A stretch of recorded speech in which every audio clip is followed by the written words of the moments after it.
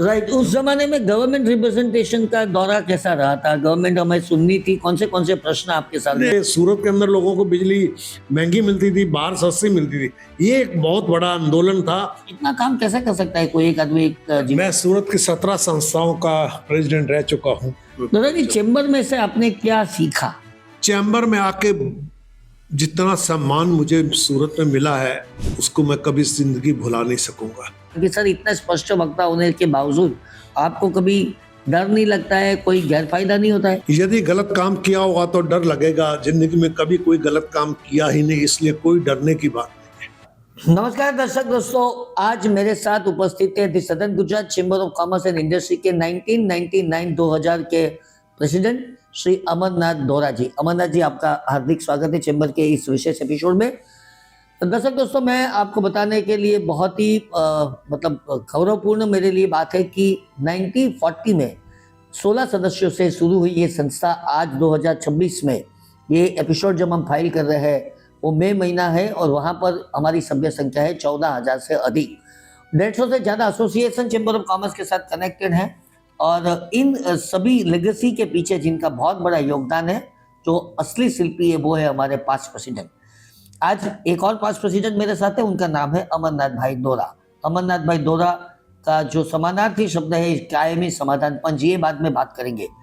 उन्होंने 1999 और 2000 में चेंबर का प्रमुख पद उन्होंने ग्रहण किया था। 1 नवंबर 1938 को उनका जन्म हुआ था, यानी कि आज़ादी के बहुत साल पहले। और आज इतने साल हो गए, करीबन अगर मैं बात करूं तो 88 इयर्स के सर होंगे। आईपीपी उनके थे, मतलब इमीडिएट पास्ट प्रेसिडेंट, जब उन्होंने प्रेसिडेंट पद संभाला था। राजेंद्र भाई चोखावाला वाइस प्रेसिडेंट थे स्वर्गस्थ भरत भाई गांधी जी, और उनके ऑनररी सेक्रेटरी थे श्री प्रवीण भाई ननावटी। तो हम चलते हैं एक अच्छी अविस्मरणीय सफर के लिए।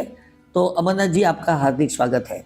धन्यवाद sir. 88 years, this is something phenomenal, unbelievable. इतने साल के बाद भी इतनी तंदुरुस्ती पाना, मेरे ख्याल से ये कुदरती एक घटना है, ऐसा मैं कह सकता हूँ।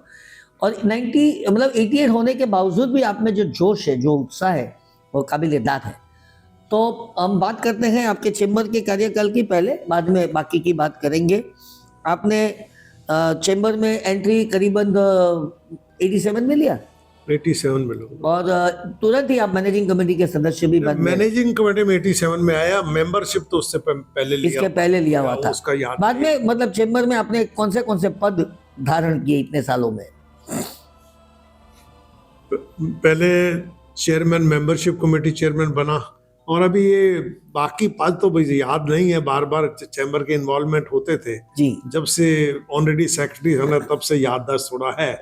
प्रेम शारदा जी के टाइम पर मैं ऑनरेडी सेक्रेटरी बना था जी। और उस साल में ही उद्योग का जन्म हुआ था। जी जी। उद्योग 98 का जब जन्म हुआ 98 में, जी। उस वक्त प्रेम शारदा जी के साथ मैं ऑनरेडी सेक्रेटरी था। और उस वक्त सारा काम जैसे आज सेक्रेटरी संभालते हैं, इसी तरह मैंने सारा साल संभाला था। और बाद में फिर यानी कि secretary, vice president, president, IPP, 4 साल बिल्कुल निवृत्ति व्यापार से लेके और चैम्बर में सेवाएं प्रदान की थी। जी, आपके साल में भी उद्योग हुआ था, एग्जीबिशन वापस एक बार। यस, 98 में तो प्रेम शारदा के टाइम पर, और फिर उद्योग 2000 मेरे साल में जब मैं प्रेसिडेंट था तब हुआ। उस वक्त का मैंने टारगेट उनसे डबल रखा था जी, कलेक्शन का, सेल्स का।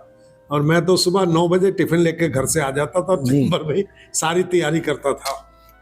तो दर्शक मित्रों, ये संघर्ष की बात है, थोड़ी उद्योग की बात भी वापस करते हैं। वो बोलते हैं कि मैं मेरा टिफिन लेके पहले चैम्बर में आ जाता था, पूरा दिन में चैम्बर में बिताता था।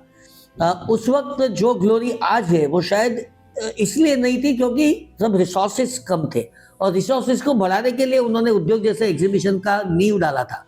आज उद्योग एग्जीबिशन चेंबर का एक फ्लैगशिप एग्जीबिशन बन चुका है, ये भी आपको मालूम है। लेकिन सर, क्या फर्क दिखता है? हम जो चेंबर की प्रगति है उसको आप किस तरह से देखते हैं? ग्राफ जिस तरह से ऊंचा जा रहा है, चेंबर की समाज के साथ की भूमिका के बारे में, गवर्नमेंट रिप्रेजेंटेशन के बारे में आपका क्या ख्याल? चेंबर में मेन बात यह है कि पहले जब ये एग्जीबिशन शुरुआत हुई उस वक्त इसके लिए चैम्बर को बहुत मेहनत करनी पड़ी, एक एक स्टॉल बुकिंग के लिए बहुत मेहनत करनी पड़ी। आज आपको बुकिंग के लिए जाना नहीं पड़ता। हम लोग तो स्टॉल बुकिंग लोगों के ऑफिस फैक्ट्रियों पर जाते थे और उनसे रिक्वेस्ट कर कर के ये स्टॉल लाते थे। और इसको जब लोगों ने देखा कि एग्जीबिशन के अंदर लोग आने लगे हैं और इसमें उनको बिजनेस का, तब अट्रैक्शन ज़्यादा पैदा है। पहले पहले इसके लिए बहुत मेहनत करनी पड़ी। उद्योग ऐसे ही नहीं चल पड़ा, उद्योग के लिए बहुत मेहनत करनी पड़ी पहले। राइट। उस जमाने में गवर्नमेंट रिप्रेजेंटेशन का दौरा कैसा रहा था? गवर्नमेंट हमें सुननी थी? कौन से प्रश्न आपके सामने? ऐसे मतलब है कि कोई भी चीज होती गवर्नमेंट, मेन उस टाइम इलेक्ट्रिसिटी का आंदोलन था, यानी कि सूरत इलेक्ट्रिसिटी कंपनी और गुजरात नहीं टोरेंट ने, गुजरात इलेक्ट्रिसिटी बोर्ड, अच्छा, दक्षिण गुजरात वीज कंपनी, जी भी, जब दक्षिण गुजरात बाद में बना, हाँ, वो जी उस वक्त जी भी था। जी भी और सूरत इलेक्ट्रिसिटी कंपनी के रेट का बहुत डिफरेंस था। और सूरत के अंदर लोगों को बिजली महंगी मिलती थी, बाहर सस्ती मिलती थी। ये एक बहुत बड़ा आंदोलन था जो कि सिटीजन काउंसिल और चैम्बर ने मिल के चलाया था। और इसके बारे में बहुत आंदोलन करने के बाद इसमें कामयाबी मिली। तो आंदोलन कितने दिन लंबा चला था और किस प्रकार से आंदोलन करते थे? ये तो लगभग 1 साल तक आंदोलन चला। 3-4 बार इसमें गांधीनगर लेके गए आंदोलन कर रहे हो, तो उसके फिर बाद में इसमें गवर्नमेंट हुई। और गवर्नमेंट का कोई भी काम लेके जाते थे तो जो रिजनेबल गवर्नमेंट सपोर्ट करती थी, ऐसी बात नहीं। गवर्नमेंट सपोर्ट सबसे पहले मेन आंदोलन उस साल चला और उसमें चैम्बर को कामयाबी मिली और सूरत की पब्लिक को काफी राहत मिली उससे। आप एयरपोर्ट की कुछ बात बता रहे थे। एयरपोर्ट के बारे में उस वक्त सूरत का एयरपोर्ट नहीं था, कुछ नहीं था, लैंड थी।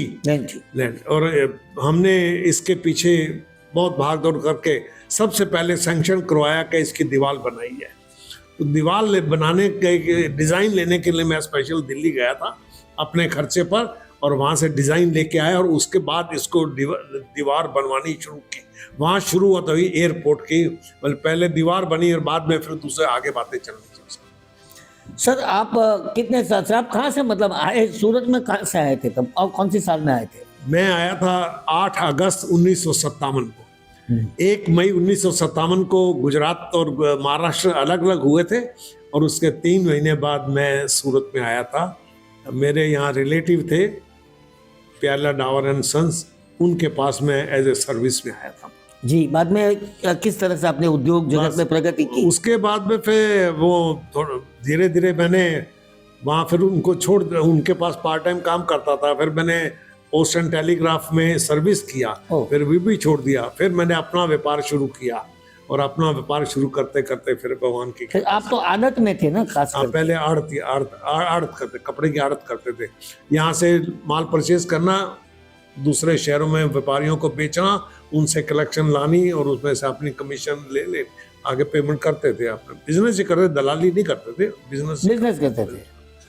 तो अमरनाथ जी, सूरत शहर को आप किस तरह से देखते हैं? सूरत ने सबको अपनाया है। मैंने सूरत को ऐसा देखा है, सूरत में आ जाओ, ईमानदारी रखो, कभी आदमी भूखा नहीं मरेगा और हमेशा आगे बढ़ता रहेगा। और ऐसा कहते थे कि यहाँ जितना मर्जी कमा लो लेकिन तापी से ज्यादा आगे ले नहीं जा, बाहर नहीं ऐसा कहने वाले तेरे को। लेकिन ठीक है, जो भी कमाया, यहाँ जितना धर्म और धर्म पुण्य है उस हिसाब से सूरत में और उन्नति है। सूरत में मैंने सबसे बड़े 2 फ्लड देखे हैं सूरत के, जिसके गले मंडी के सारा अनाज डूब गया था, हर चीज मैंने दुख सुख। इंदिरा गांधी आई थी यहाँ, वो फ्लड के 2-3 दिन बाद देखने के बाद, तो वो बोलती है आपके तो चेहरों पर कुछ भी गम नहीं है, कुछ खुशी है। तो इतना नुकसान हुआ है तो मेरा तो मुंह ऐसा होना नहीं।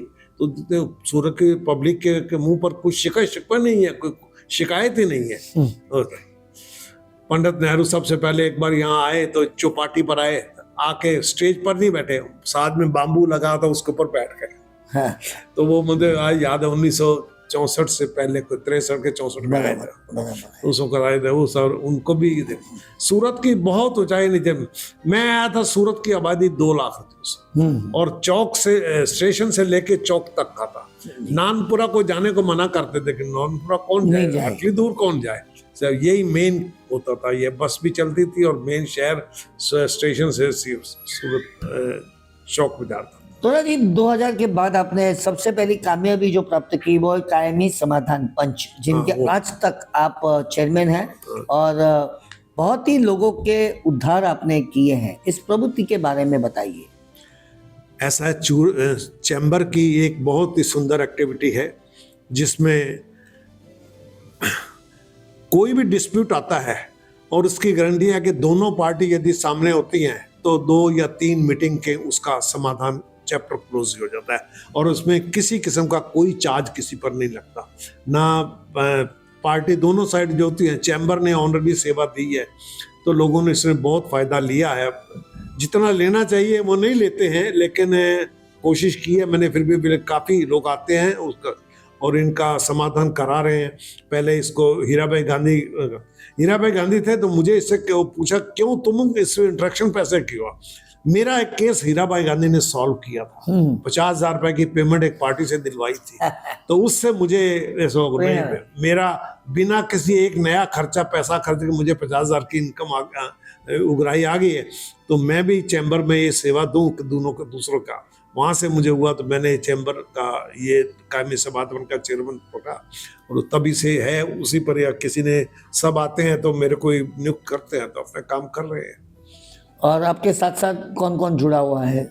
वहाँ है सुधाबेन त्रिवेदी, जिज्ञासाबेन त्रिवेदी, 2 तो लेडीज हैं और मिसिज ओम प्रकाश, शीलाबेन अग्रवाल 3 लेडीज हैं और बाकी साथ में 2 रिटायर्ड डिस्ट्रिक्ट जज है, रिस्पेक्टिव श्री डुमसिया सर और श्री पटेल साहब, ये 2 रजिस्टर्ड जज है।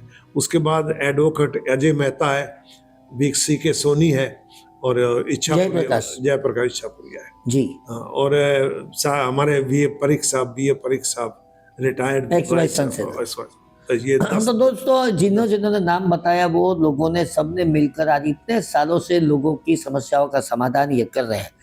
विशिष्ट व्यक्तित्व, भरसक आत्मविश्वास और सृजनात्मक प्रतिभा से उन्होंने अपनी व्यावसायिक प्रवृत्ति में भी नित्य प्रगति साधी हुई है। उनका योगदान सिर्फ उद्योग पूर्ति सीमित नहीं है, कहीं और सामाजिक और शैक्षणिक क्षेत्र में भी उनका योगदान है। सर, इन संस्थाओं के बारे में बताइए। आप शायद कोई सिटी कोऑपरेटिव सोसाइटी बैंक में कभी चेयरमैन रहा करते थे, राधा कृष्ण मंदिर ट्रस्ट में भी आप आजीवन ट्रस्टी हैं, लायंस कैंसर डिटेक्शन सेंटर में भी आपने अहम भूमिका निभाई है, Gujarat chamber of commerce, south Gujarat productivity council. तो एक के बाद एक आप होद्दे पर आने लगे, आपने बहुत अच्छा काम किया। बाद में आपने शक्तिनगर कोऑपरेटिव हाउसिंग सोसाइटी के भी सेक्रेटरी रहे, रेशमवाला मार्केट एसोसिएशन के भी प्रेसिडेंट रहे, लायंस क्लब में भी आप सक्रिय। इतना काम कैसे कर सकता है कोई एक आदमी? मैं सूरत की 17 संस्थाओं का प्रेसिडेंट रह चुका हूँ और तब से जब से बिजनेस में अटैच हुआ, साथ में कुछ ऐसा दूसरे काम करने को मन करता है। अपना टाइम जो भी स्पेयर मिलता है उसको तो किसी गलत लाइन पर नहीं गए, ना जाएंगे। जहाँ देखा किसी का भला नहीं कर, किसी का बुरा ना मत करो, भला नहीं करते बुरा मत करो, तो वो भला करने का प्रयत्न करते हैं। जहाँ भी कुछ सेवा का मौका मिलता है अप्रोच करते हैं और हर जगह वेलकम ही हुआ है, किसी जगह ना नहीं हुआ है। आज भी एक PN अरोड़ा चैरिटेबल ट्रस्ट है, उसमें परमानेंट ट्रस्टी हूँ। वहाँ 200-250 आदमी रोज के आते हैं, वो बहुत ही नॉमिनल चार्जेस पर चल रहा है दवाखाना। और जहाँ भी हुआ है काम किए हैं उस हिसाब से लोग आज भी याद करते हैं उस हिसाब से। राइट। आपने लायंस कैंसर डिटेक्शन सेंटर की में जो भूमिका, इसके बारे में थोड़ा बताइए। संस्था क्या है, किस तरह से आगे बढ़ रही है? ये कैंसर का इलाज, सिर्फ इसमें कैंसर का सिविल हॉस्पिटल के बाजू में ही है ये, और इसको कैंसर का ही इलाज वहाँ होता है। उसमें रेडिएशन मशीन भी हैं और सारा जितना भी है उसके लिए। ये Lions club of Surat main जो क्लब थी उसने अडॉप्ट किया था, उसने बनाया था और बाद में तो ये अभी बहुत आगे निकल चुका है। डायमंड वाले काफ़ी अंदर आ चुके हैं, काफ़ी है। और मैंने कुछ 7 साल, छोटा भाई शाह CP शाह होता था, उसने मुझे एज ए डोनर का मेंबर का लिया था। तो उसके बाद फिर वो चले गए तो बाद में वहाँ ज़रा नहीं जमा, तो अब मैं वहाँ नहीं हूँ। का 7-8 साल रहा, लेकिन वहाँ भी बिना चार्ज के 1 पैसा कोई किसी का चार्ज नहीं होता था। रेडिएशन और कुछ भी सब फ्री ऑफ चार्ज होते थे और काफ़ी इलाज। अभी और भी एक्सपेंशन उसका हो गया हुआ है और भी मशीनें आई हैं, बहुत अच्छी सेवा चल रही है। नोरा जी, पंजाबी समाज किस तरह से आगे बढ़ रहा है और उनका समाज में और सूरत में खास करके क्या योगदान है? योगदान वो ये सिर्फ सामाजिक है, अपने समाज के लिए ही ज़्यादातर वो कार्य करते हैं, त्योहार मनाते हैं। और किसी जगह से कोई अप्रोच होता है तो कोई दान भी देते हैं, ऐसी बात नहीं देते हैं। अभी उन्होंने जगह ली हुई है यहाँ पर एसडी जैन स्कूल के सामने 10,000 का जगह उसके ली थी। वो एक मर गया ना वो, जिसको गोली लगी थी, कि बिल्डर था, हंस कंवर ग्रोवर से ली थी, और जाते जाते वो रजिस्ट्रियों में सब गड़बड़ कर गया, तो वो अभी भी जगह क्लियर नहीं हो पाई क्लियर नहीं हो पाई उस हिसाब से बोल रहे। तो बस वहाँ समाज का और बहुत बड़ा हॉस्पिटल बनाने का विचार है, लेकिन सब क्लियर और नक्शा हो जाएगा तभी बनाना शुरू करेंगे। राइट। पंजाबी समाज के द्वारा ये राधा कृष्ण मंदिर जो है वो भी, उसकी बॉडी कहा जाए तो पंजाबी समाज की है। पीएन अरोड़ा चैरिटेबल ट्रस्ट है, वो भी उसी के अंडर ही है समझो। ऐसा ये ऐसे दोनों एक्टिविटी चल रही है। मंदिर सुंदर चल रहा है, पीएन अरोड़ा चल रहा है, और वो तो समाज अपना त्योहार मनाता है। और जो नए बच्चे आते हैं या नए दूल्हा दुल्हन आते हैं, उनका त्योहारों पर सम्मान करते हैं जो सब समाज का है। और वैसे उन्होंने एक अपना ऑफिशियली भी बनाया हुआ है, यही लड़के लड़के को मिलन हर पहले और तीसरे शनिवार को सुबह मंदिर में मिलते हैं, जिनके शादी फार्म भरवा के रखते हैं, तो वो पंजाबी समाज वो कर रहा है काम उसका। दादा जी, चैम्बर में से आपने क्या सीखा? चैम्बर में आके जितना सम्मान मुझे सूरत में मिला है, उसको मैं कभी जिंदगी भुला नहीं सकूंगा। क्योंकि यहाँ आने के बाद बड़े बड़े व्यापारियों, बड़े बड़े इंडस्ट्रियलिस्ट, बड़े उनके साथ मुलाकात हुई, बड़े मिनिस्टर लोग, कोई भी आने जाना मिलना, और हर एक अच्छा जो बिजनेसमैन जो भी हैं वो चैम्बर साथ कनेक्टेड है, और उनसे जान पहचान जितनी हुई है वो एक बहुत ही अपनी ज़िंदगी में एक यादगार बन गई है।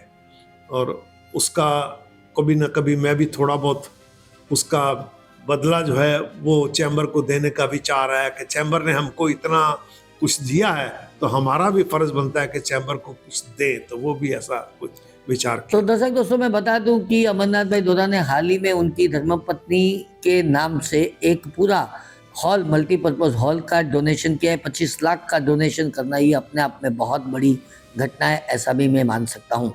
अमरनाथ जी बहुत स्पष्ट वक्ता है, जो भी कहना है मुंह पे कहते हैं, और उसी की वजह से शायद कभी कभी उनको नुकसानी भी हो सकती है, मुझे नहीं पता है। तो मैं उनकी जुबान से ये सुनना चाहूँगा कि सर, इतना स्पष्ट वक्ता होने के बावजूद आपको कभी डर नहीं लगता है, कोई गैरफायदा नहीं होता है? यदि गलत काम किया होगा तो डर लगेगा। जिंदगी में कभी कोई गलत काम किया ही नहीं, इसलिए कोई डरने की बात नहीं है। मैं किसी ऑफिसर के पास जाके, किसी गवर्नमेंट या किसी कोई डरने वाली बात नहीं। अपने आप को अंदर होना, सच्चाई होनी चाहिए। सच्चाई है तो डरने की जरूरत नहीं। मैं कोई किसी ऑफिसर किसी का से डरता नहीं हूँ, और ना किसी को डराता हूँ, ना कोई धमकी देता। मेरे लिए ऐसा है, दोनों जो है अपनी कंप्लेन है, अपनी जो बात है सीधी तरह रखो और उसका तरीके से। आपकी तंदुरुस्ती का रहस्य क्या है? 88 साल में भी आप गाड़ी चला के खुद चलाते हैं गाड़ी? सेल्फ ड्राइविंग कर सेल्फ ड्राइविंग करके आया हूँ। My God. तो ये तंदुरुस्ती का राज क्या है? ऐसा है, मॉर्निंग वॉक और वर्जिश। मैं 25-25 वर्जिश हैं जो सुबह 10 बार करता हूँ, और 6 बार 10-10 करता हूँ। ये मेरी सुबह 1 घंटा वॉक और ये वर्जिश ये है। और उसके बाद फ्रूट खाना, सब्जी वगैरह, नॉनवेज बिल्कुल नहीं, अंडा नहीं, कोई मांस मछली नहीं, सिगरेट नहीं, पान नहीं, बीड़ी नहीं, ऐसी कोई चीज़ नहीं खाना बस। और हाँ, फ्रूट वगैरह खाने पीने में ये सब, मिठाई है, फ्रूट है, ऐसी चीज़ें खाते हैं। और चलना फिरना, फूड सोना। क्या बात। और दोपहर को भी 1-1.5 घंटा सोने का, और रात को 10 बजे सो जाने का, सुबह 6-6:30 बजे उठने का। तो 8 घंटा नींद आना बहुत अपने आप में। और बाद जब सोए बिस्तर पर लेते तो 5 मिनट के बाद फिर पता नहीं कब फर्स्ट क्लास नींद आती है। सर, आपको गुस्सा बहुत आ जाता है या क्या, मतलब क्यों, ऐसा क्यों होता है? गलत काम जो करते हैं उस पर गुस्सा मुझे आता है। जो गलत करता है वो मैं गलत देख नहीं सकता, और उसको मुंह पे कह देता हूँ, फिर उसके पीठ पीछे नहीं, उसके मुंह पे तू ये गलत कर रहा है, उससे गुस्सा आता है। राइट। आपके जीवन में आदर्श कौन है, किसको देखकर आप आपकी जिंदगी में आगे बढ़ते हो? भगवान श्री राधा कृष्ण। कैसे? बस जो है मैं उनको मानता हूँ। हाँ। कभी भी दिल में कुछ आता है, खराब आता है, कुछ आ जाता है, तो मैं अपना ध्यान मंदिर की ओर ले जाता हूँ, उनके चरणों में ले लेता हूँ, सब कुछ भूल जाता हूँ। मेरे जी, अंदर आपके कार्यकाल में मतलब 2000 करीबन ये जो एग्जीबिशन सेंटर है पूरी अपनी जगह है, उनका डेवलपमेंट क्या हुआ था? जिस वक्त उद्योग 98 और उद्योग 2000 लिया, जी उसके लिए जितनी भी हमें वनिता विश्राम में मेहनत करनी पड़ी, मेरे अकेले नहीं, चैम्बर के सभी जो मैं सभी लोग। सभी बहुत इतने धक्के खाए जिसकी उससे कंटाल गए कि नहीं, चैम्बर में अपनी जगह बनानी चाहिए। तो राजेंद्र चोखावाला, प्रेम शारदा, अमरनाथ डोरा, भरत गांधी सब शहर में घूमते, जगह देखते देखते निकले, कुछ नहीं। तो वो कोई जगह तो मिलती थी, पर जेब में पैसा होना चाहिए ना देने के लिए।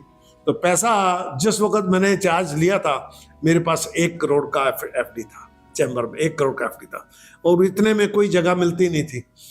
फिर राजेंद्र भाई ने 20,000 मीटर के लिए सूडा में एप्लीकेशन कर दी, 20,000 मीटर के लिए।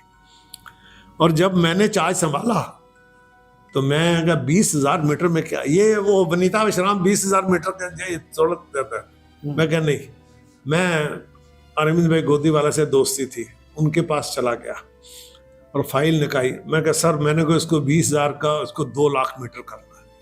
तो 20,000 की जो एप्लीकेशन थी उसको 2 लाख मीटर किया ऑफिशियली, सब सारे का 2 लाख मीटर करवाया। तो और बाद में उनका बुला के सम्मान किया, उनकी वाइफ का, उनका वो सारा।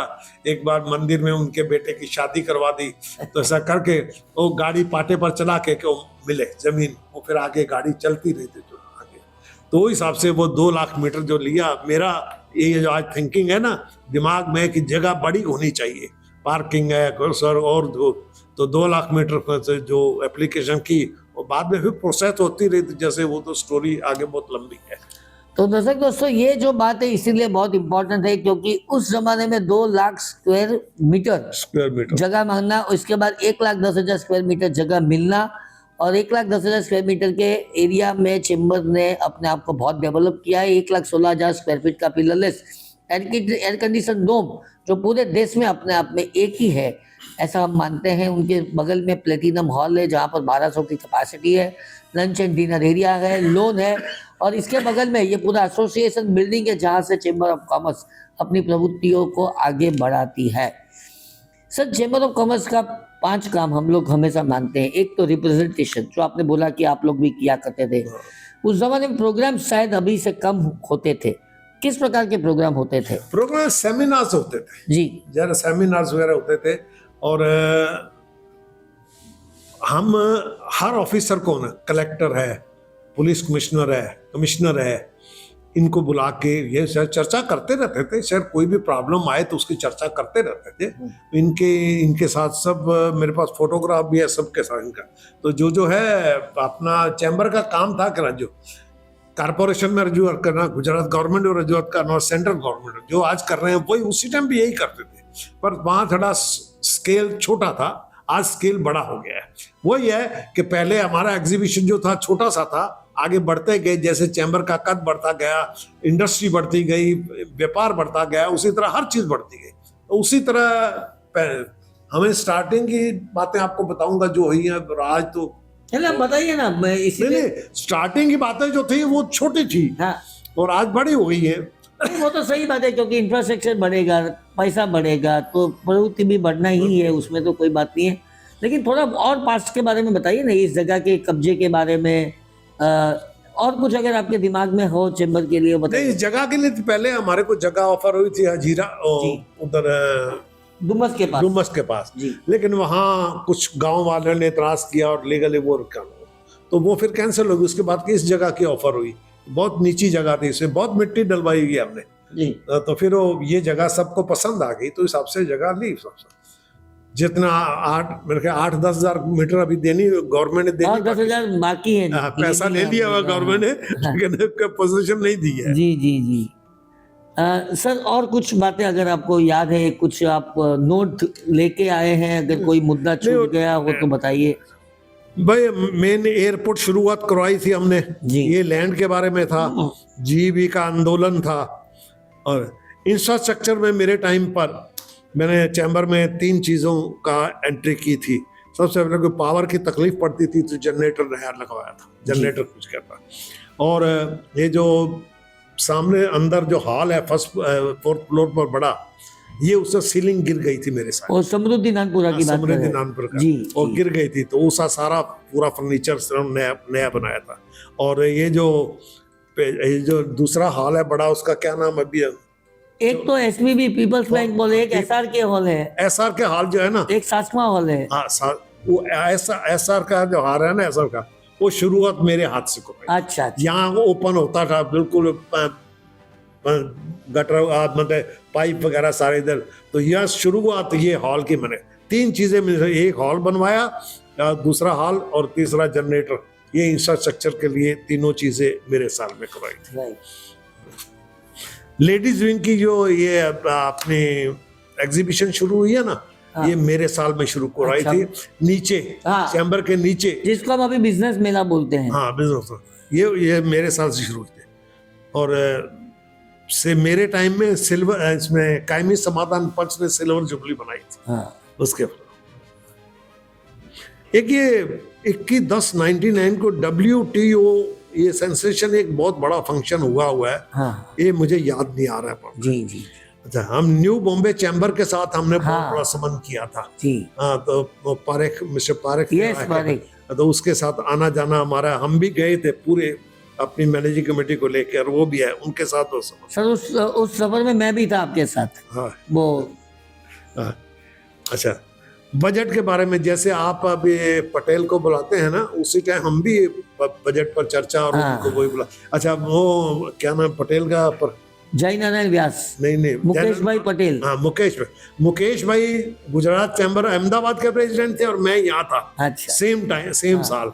इन उनसे हर वक्त वही सब था, और तो तभी से आते हैं, उससे पहले आते हैं, वो आते हैं बजट पर चर्चा सब कर।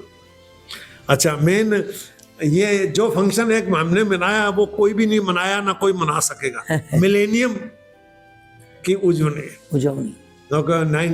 1999 से 2000 हुआ, मिलेनियम चेंज हुआ। उस दिन रात को 12 बजे चैम्बर में हमने फंक्शन किया था। बहुत बड़ा तो नहीं था, लेकिन मिलेनियम फंक्शन हुआ। हाँ, वो यादगारी जबरदस्त होती है। उसकी भी फोटो है उसका। जी जी जी जी। मिलेनियम वो मतलब है मेरे साल, मेरे को तो शरद भाई हमेशा मिलेनियम प्रेसिडेंट आया ऐसा। हाँ। वो ऐसा ही उन्होंने नाम दिया। जी जी। शरद भाई ने। बस इतनी थोड़ी जात पता है जो था कुछ। तो दर्शक दोस्तों, श्री अमरनाथ दोहरा जी, आप है हमारे भूतपूर्व प्रमुख, और आपकी नेतृत्व में चैम्बर ने बहुत प्रगति की है, और इसी के फल आज हम चख रहे हैं, ऐसा भी मैं कह सकता हूँ। तो आपका बहुत बहुत शुक्रिया बातें शेयर करने के लिए। आपको भगवान और लंबी आयु दे और तंदुरुस्त जीवन आप जिए, ऐसी शुभकामनाओं के साथ आपकी बात को यहाँ पर मैं अल्प विराम देता हूँ। नमस्कार दर्शक दोस्तों, आपके दोस्त निखिल मद्रासी को आज्ञा दीजिए। धन्यवाद। Thank you.